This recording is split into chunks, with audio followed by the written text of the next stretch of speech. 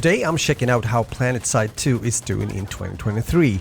I will share my overall thoughts and experiences mainly based on what is happening at the moment with the game and why I've chosen to play Planetside 2 on a somewhat regular basis.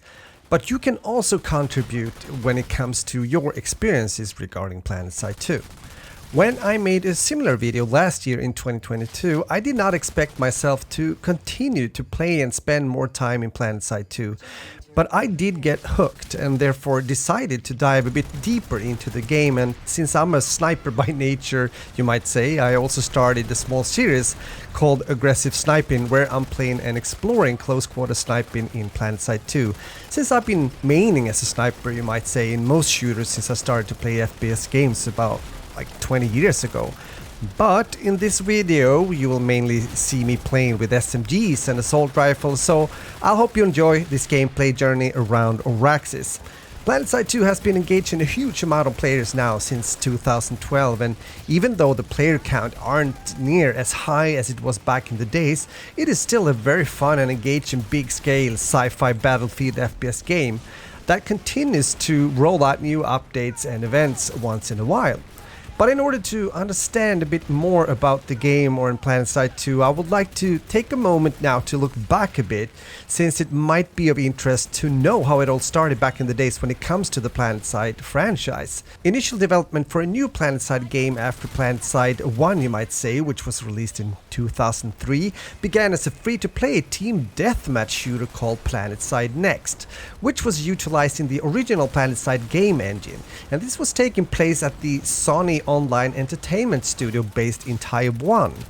The game was at first intended for the Asian markets, and they had hopes that it would be able to compete with established shooters at that time such as Crossfire. But the studio was shut down eventually and the project was transferred to San Diego, and here's where they started to evaluate when it comes to making a proper sequel. And the SOE studio sent out a survey to both current and former Planetside subscribers in order to get feedback and help when it comes to designing a new game. And in December 2010, SOE, meaning Sony Online Entertainment, announced that they will launch an FPS game in 2011. But later down the line they had to announce that the game, which was still called Planetside Next, would be delayed since they were switching to a new engine. And the title was then changed to Planetside 2. The devs stated that inspiration was taken both from big franchises such as Call of Duty and Battlefield, but also EVE Online when it comes to sandbox-like freedom, resource management, offline progression system, and its ability to support a high number of players on one server. They announced that Planetside 2 would be free to play, and it was released on November 20 in 2012. And it was also later released on the PS4 in 2015. And there's more to add to this, but we will continue with other things now here. So for those of you that aren't aware of how big this game was at some point, or at least how many players that could play at the same time in a specific server, let me then remind you of the world record that took place in 2015 when 1,158 players simultaneously took place in a fight. In 2020, the record was beaten unofficially when 1,283 players participated in a single battle. And the world record was beaten yet again multiple times in 2022 as part of the game's 10th anniversary celebration. A peak of 1,530 players was recorded on a single continent prior to a server crash, with the highest stable player count reaching 1,241. That's a lot of numbers and it's a lot of players, right? There has been even larger unrecorded battles that has occurred throughout the game's lifespan. Anywhere between 7,000 and 28,000 players could have participated at the same conflict simultaneously during the battle for the Bastion, which was a cross-server event. Pretty crazy, right? Even though I mainly play as an infantry player, I still enjoy the moments where both vehicles and infantry are fighting over bigger areas all over ADRESS. But I also enjoy when it narrows down to become just a fight over a certain objective or base, since it then can become pretty crazy and intense for some time, making you depending on your teammates and your squad, hoping that each and everyone will play their role as an assault, medic, engineer, infiltrator, etc. These are the moments when it's at its best, and that still makes Planetside 2 a game worth coming back to and play again, at least for me. But even though there's a pretty solid player base in the game and also some newcomers finding their way into Planetside 2 in 2023, there has been a decrease lately when it comes to players.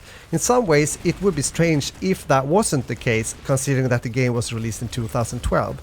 And the reasons might be many, but I think one of them is also spelled competition. Because I'm thinking, for example, about a newer title such as BattleBit Remastered that has attracted a lot of players recently. What do you think? Well, so I therefore thought we could quickly take a look into the Steam charts to see where we're at when it comes to players count in Planetside 2. At least when it comes to PC players. On average, it's been around 1200 players and a peak around 1900 players. It's not bad for an older game, although due to its design when it comes to having a lot of players in the servers at the same time, it can mean that you'll experience that it's a bit lonely out there sometimes, from time to time at least, depending on what time you're playing during the day and also what server you choose to play. But later in the afternoon and most evenings, I'm usually able to get into some good combat. Let me know what kind of experiences you have. Nowadays, Daybreak Games are in control when it comes to future updates and improvements in the game, and I've seen at least that there has been continuous updates and events added into the game. And I guess some guys aren't pleased with everything that has been done in the game so far, and also have been hoping for certain improvements as well that hasn't really been prioritized. But if you're starting up as a newbie in Planetside 2 now in 2023, you will be busy just getting to know the game. Yes, it is indeed a learning curve here, and I hope you will be able to stick to it as a newcomer, since I believe it's worth it after spending time learning at least the basics when it comes to the game as a whole, in combination with also becoming better using the different classes. Planetside 2 is a one-of-a-kind game. I can't say that I've played anything else that reminds me of it or offers the same kind of experience. For me, the mix of sci-fi and these big battles is great, and it will therefore most likely stay on my to-go-to list when it comes to games that I'm playing for many years to come. Planetside 2 is doing pretty okay for being a massive online shooter that was released about 11 years ago.